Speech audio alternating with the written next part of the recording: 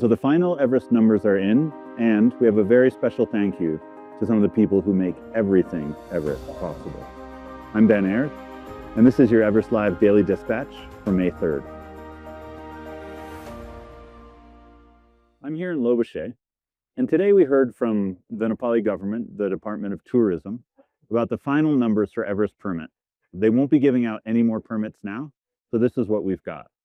We've got people from 44 different countries climbing Mount Everest. The largest representation is from America with 82 people.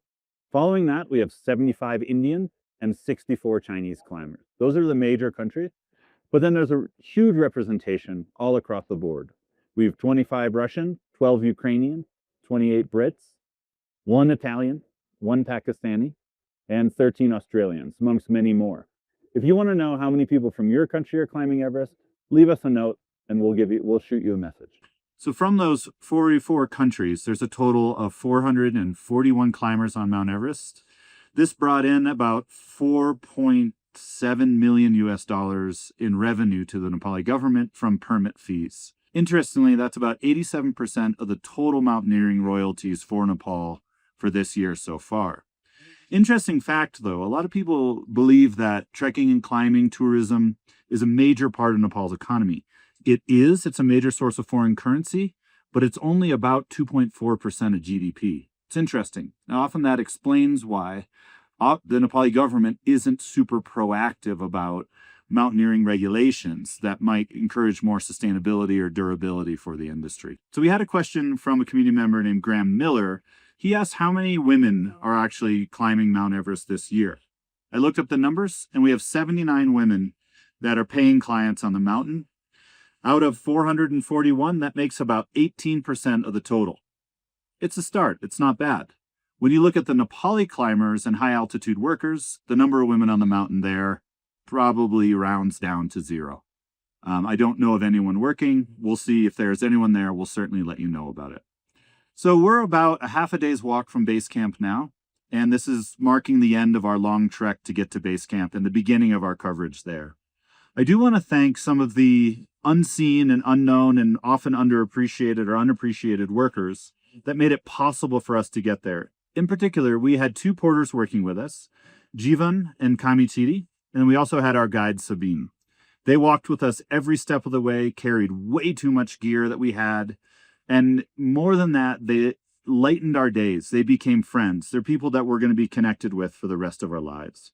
And I just wanted to give a little bit about who they are as people, behind or underneath the loads. Our 2 porters, Jiban and Kámì, are both finishing up their 11th grade schooling here in Nepal. Kámì studies in Kathmandu, and Jiban is the only person from his village finishing class 11 in a village a couple days walk south of the Everest region. Both of them are trekking on their time off from school. They're studying while they're portering, and they're actually, after this trek, heading right back so they can take their final exams for their 11th year. Let's wish them good luck, and I'm really excited to see what they become. Jivan's interested in maybe joining the military. He has big hopes for that, and Kámì wants to be a climber. Then our mountain guide, Sabin, he's worked with us throughout this process. He's made sure everything was perfect at the lodges. He took care of Charlie when he wasn't feeling good. And Sabin is also heading back to Kathmandu after this season to finish his 2nd year of his bachelor's degree. He wants to work in the tourism industry, and he has a great, great future ahead of him. He also wants to be a climber, but his family won't let him. So I just wanted to give a special thanks to those 3. We're going to put their Instagrams in the comments. Please just reach out to them too and tell them that you appreciate what they do. And the truth is, there's so many hundreds and thousands of people who make Everest possible that we never see. And today's Daily Dispatch is actually coming from one of the porterhouses here in Lobuche, where all of the workers spend the night on their way carrying loads for the foreign treks. But first, I just wanted to introduce my 3 friends for life who I met on this trip. So that's it for today's Daily Dispatch. Thanks again to our friends, and we'll see you at base camp tomorrow.